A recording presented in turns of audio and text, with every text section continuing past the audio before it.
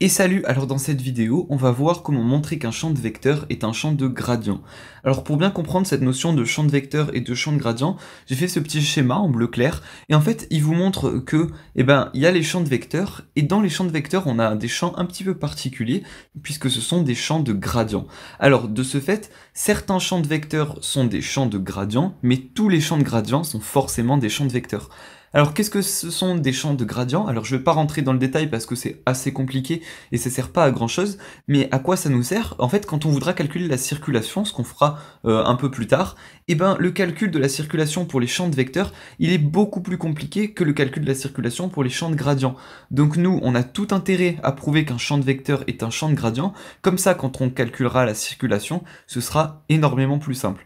Alors voici déjà la méthode ici que vous pouvez télécharger, d'ailleurs le lien est en description, et on va appliquer cette méthode avec ces trois exemples, donc ces trois champs de vecteurs Y, V et W. Donc notre objectif va être de montrer si ces champs de vecteurs sont des champs de gradient. Alors avant d'appliquer la méthode directement, je propose que vite fait on voit comment elle s'applique. Alors si vous êtes dans le cas d'un champ dans R2, enfin plutôt d'un champ de vecteur qui va de R2 dans R2, du coup, ce champ de vecteur est un champ de gradient s'il respecte ces deux conditions. En revanche, si votre champ de vecteur ne va pas de R2 dans R2, vous devrez appliquer cette méthode pour montrer que ce champ de vecteur est un champ de gradient. Alors la petite subtilité, c'est qu'en appliquant cette méthode, on obtient une fonction f en fait. On obtient une fonction f, et cette fonction f, on en aura besoin pour calculer la circulation. Donc l'idée c'est que si vous êtes dans un champ de vecteur de R2 dans R2, vous vérifiez si c'est un champ de gradient grâce à cette méthode. D'ailleurs ce théorème là c'est le théorème de Poincaré. Si ça l'est pas, dans ce cas c'est pas un champ de gradient.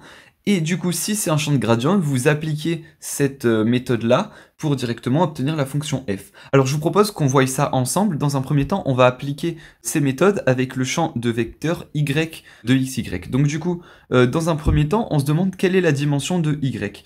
Alors c'est assez facile. Regardez, y il a deux variables, donc il part de R2, et il va dans quoi? Alors regardez, là, en fait, on a deux lignes, enfin, on pourrait séparer ça un petit peu en deux fonctions, ici et ici, donc du coup, il va également dans R2, comme ceci.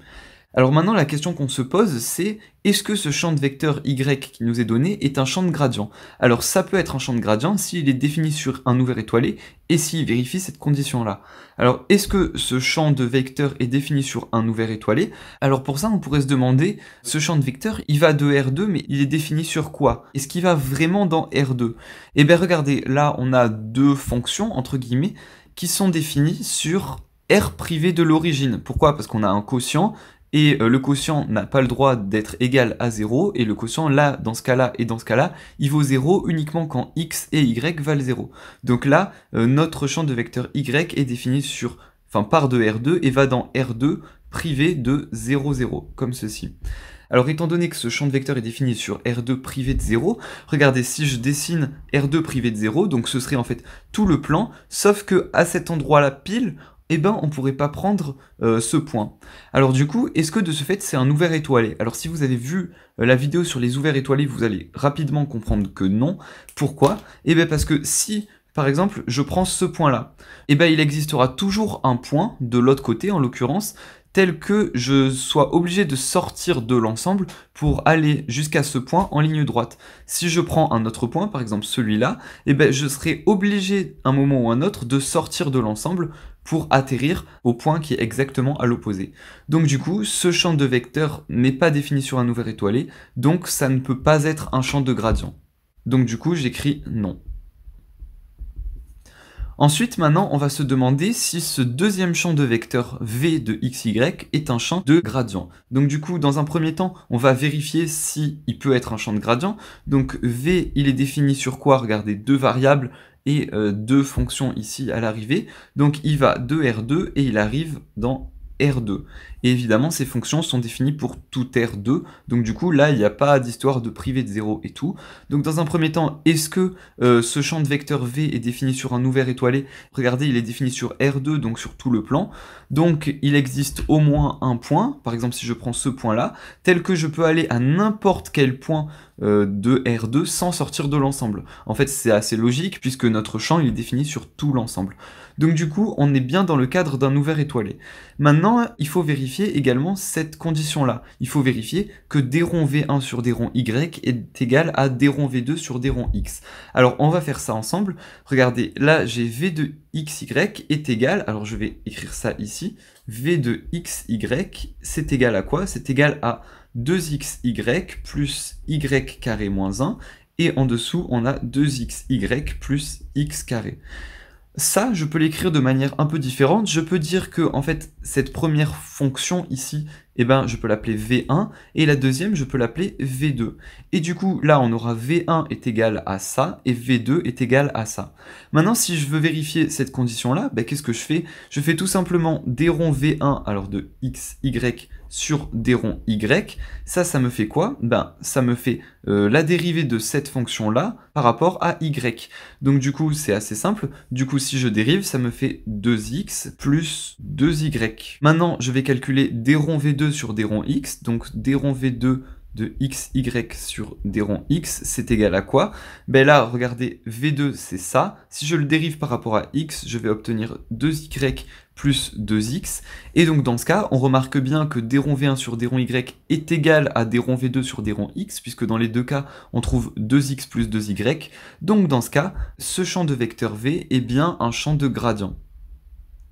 Alors maintenant qu'on a prouvé que ce champ de vecteur est bien un champ de gradient, il faut aller un petit peu plus loin. En fait, pour calculer la circulation, on aura besoin d'une fonction f. Alors du coup, maintenant qu'on a vérifié que ce champ de vecteur était un champ de gradient, on va pouvoir passer à cette étape-là. Donc un champ de vecteur est un champ de gradient s'il existe une fonction f telle que notre champ de vecteur est égal au gradient de f. Alors le gradient de f, c'est quoi? C'est la dérivée de la fonction f. Alors vraiment la formule à retenir, c'est celle-ci, cette petite-là, et pour que ce soit un peu plus clair, je l'ai explicité pour R2, donc ce serait V1, V2 est égal à d rond f sur d rond x, d rond f sur d rond y. Alors maintenant, on sait que notre champ de vecteur est bien un champ de gradient, donc il nous faut trouver ce f. Alors du coup, c'est parti pour trouver ce f. Alors étant donné que je suis dans R2, je vais simplement recopier ça. Donc du coup, on va chercher f, c'est parti, donc V1, V2 doit être égal à d rond f sur d rond x et d rond f sur d rond y. Alors je peux écrire ça de manière un peu plus différente, je peux l'écrire par exemple sous forme d'un système. Donc j'aurai d rond f sur d rond x, d rond f sur d rond x est égal à V1. Alors pour rappel, V1 c'est ça, donc c'est 2xy plus y carré moins 1. Et d rond f sur d rond y doit être égal à V2, et V2 c'est ça, donc c'est 2xy plus x carré. Maintenant, on a ce système. Alors, ce système, on sait le résoudre. Rappelez-vous, dans la vidéo sur comment trouver la primitive d'une fonction, on avait un exercice qui était vraiment similaire. Alors, je vous conseille vraiment de regarder cette vidéo pour comprendre ce qu'on va faire là, parce que je vais aller beaucoup plus rapidement pour trouver la primitive. Donc, dans un premier temps, je vais primitiver d rond f sur d rond x par rapport à x. Donc, j'écris PR pour primitiver d rond f sur d rond x par rapport à x. Alors, ce slash, en fait, ça veut dire selon ou par rapport. C'est une abréviation en maths. Du coup, si je calcule la primitive de cette fonction, j'aurai quoi? J'aurai que f de xy est égal à x carré y plus xy carré moins x plus une constante qui dépend de y. Du coup, maintenant, si je redérive cette fonction par rapport à y, je vais trouver qu'elle vaut x carré plus 2xy plus c' de y, rappelez-vous ce qu'on avait vu dans les vidéos précédentes, et ça doit être égal à ça, donc ça doit être égal à 2xy plus x carré, et du coup, là, on peut barrer les x carrés des deux côtés, on peut barrer ça des deux côtés, donc on va trouver que c' de y est égal à 0, donc du coup, si je cherche c de y, je vais primitiver 0, et la primitive de 0, c'est n'importe quelle constante. Alors du coup, notre fonction f de xy, elle est égale à x carré y plus xy carré moins x plus n'importe quelle constante, donc j'écris constante comme ça. Et en effet, si je dérive cette fonction par rapport à x, je vais bien retrouver ça, et si je dérive cette fonction par rapport à y, je vais bien retrouver ça. Donc du coup, on a bien trouvé notre fonction f, qui est celle-ci ici. Alors évidemment, je peux remplacer cette constante par n'importe quoi, je peux la remplacer par 0, comme ça le calcul sera encore plus simple. Mais bon, je vais laisser constante, comme ça nous donne toutes les fonctions qu'on peut trouver. Enfin, on va étudier un dernier cas, où on se placera dans R3. Donc cette fois, j'aurai le champ de vecteur W, donc il a 3 variables, donc il part de R3, et il arrive où? Ben regardez là, on a 3 lignes, genre du coup, enfin 3 fonctions en gros, du coup il arrive dans R3. Ok, donc on part de R3, on arrive dans R3. Étant donné qu'on est de R3 dans R3, donc on n'est pas dans R2, donc on sera obligé de faire directement cette méthode-là. On sera obligé, pour prouver que notre champ de vecteur est un champ de gradient, de tenter de résoudre cette équation-là en trouvant f. Alors, soit on y arrive, c'est cool, soit on n'y arrive pas. Ça veut dire que soit on a mal fait le calcul, ou ça veut dire que bah, soit ce champ de vecteur n'est pas un champ de gradient. Alors c'est pour ça, l'avantage avec les fonctions de R2, c'est que vous pouvez d'abord tenter de montrer que c'est un champ de gradient, comme ça vous savez directement que f existe et il n'y a pas moyen que vous vous trompiez dans le calcul. Donc du coup, on va tenter de montrer que ce champ de vecteur W est un champ de gradient. Alors c'est parti, je vous propose qu'on réécrive cette petite équation ici dans le contexte de notre exercice, donc c'est-à-dire qu'on recopie ça, mais dans le cas de R3. Alors du coup, on aura plus V1, V2, parce que notre champ de vecteur il s'appelle W, donc du coup on aura W1, W2 et W3. Pourquoi W3? Parce que rappelez-vous, là on peut décomposer ça en 3 fonctions, on a 3 lignes ici, et du coup ça doit être égal à quoi? Ça doit être égal à d rond f sur d rond x, d rond f sur d rond y, et d rond f sur d rond z, comme ça. Enfin, la dérivée partielle de f par rapport à x, par rapport à y et par rapport à z. Alors là, comme tout à l'heure, on va devoir vérifier une équation. Alors je vous propose que cette fois on le fasse bien ensemble, parce que dans la vidéo sur comment primitiver une fonction, on n'avait pas vu de cas dans R3, donc là c'est l'occasion de également réviser cette notion. Alors du coup, je vais tout réécrire sous forme d'équation, donc j'aurai d rond f de x, y, z sur d rond x, ensuite j'aurai d rond f de x, y, z sur d rond y, et ensuite j'aurai d rond f de x, y, z sur d rond z, comme ceci. Et ça, donc d rond f sur d rond x, ça doit être égal à W1. W1, c'est la première fonction, entre guillemets, la première ligne, donc ça doit être égal à YZ.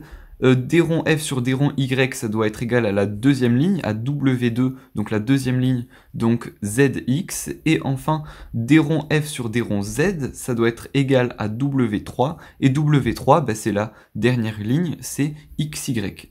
Donc, on doit trouver une fonction telle que si on la dérive selon x, on trouve ça, si on la dérive selon y, on trouve ça, et si on la dérive selon z, on trouve ça. Alors ce qu'on peut faire, c'est qu'on peut tenter de primitiver toutes les fonctions pour essayer de voir si ça nous mène pas quelque part. Alors si je primitive cette fonction par rapport à x, du coup je vais trouver, alors je vais écrire en dessous, que f de x, y, z est égal à x, y, z plus une constante par rapport à y et une constante par rapport à z, parce qu'on a primitivé selon x, donc on n'a pas primitivé selon y et z, donc il nous reste une constante selon y et une constante selon z. Ensuite, ici, si je primitive par rapport à y, du coup je vais trouver que f de x, y, z est égal à pareil x, y, z, mais cette fois j'aurai une constante par rapport à x et une constante par rapport à z, comme ça. Et enfin, si je primitive cette dernière fonction par rapport à z, je trouverai une fonction f de x, y, z qui vaudra x, y, z plus une constante par rapport à x et une constante par rapport à y. Donc ça, vraiment, c'est assez facile à faire. Alors là, si vous avez un peu l'œil, vous avez remarqué que dans tous les cas, on trouve la même fonction. Dans tous les cas, on va trouver x, y, z, x, y, z et x, y, z, et on aura des constantes. Donc ce que vous pouvez faire ici, c'est que si vous dites que c de x est égal à c de y est égal à c de z, du coup, on aura à chaque fois que nos fonctions seront tout le temps égales. Donc ce que je vous propose de faire, c'est de dire que toutes ces constantes-là, elles valent 0, que c de x égale c de y égale c de z égale 0. Comme ça, on trouvera notre fonction f de x, y, z qui est égale à x, y, z directement, plus 0, étant donné que les constantes, j'ai dit qu'elles valaient 0. Et du coup, étant donné qu'on aura bien montré qu'il existe une fonction f qui vérifie cette équation-là, dans ce cas, notre champ de vecteur W de x, y, z est bien un champ de gradient. Voilà, donc pour résumer, si vous êtes de R2 dans R2, vous tentez de montrer que le champ de vecteur est un champ de gradient en utilisant cette méthode Puis, si c'est bien un champ de gradient, vous tentez de trouver f. Si vous n'êtes pas de R2 dans R2, par exemple dans ce cas-là, vous allez directement tenter de trouver f. Voilà, donc j'espère que cette vidéo vous aura été utile. Elle est assez longue, mais comme ça on aura bien vu tous les cas pour montrer qu'un champ de vecteur est un champ de gradient. Donc si vous avez tout bien compris et tout, vous pouvez lâcher un petit like, ça fait super plaisir. Si vous avez des questions ou quoi, vous pouvez les laisser dans les commentaires. Du coup, nous on se retrouve dans les prochaines vidéos pour voir comment est-ce qu'on peut utiliser tout ça. Du coup, à tout de suite.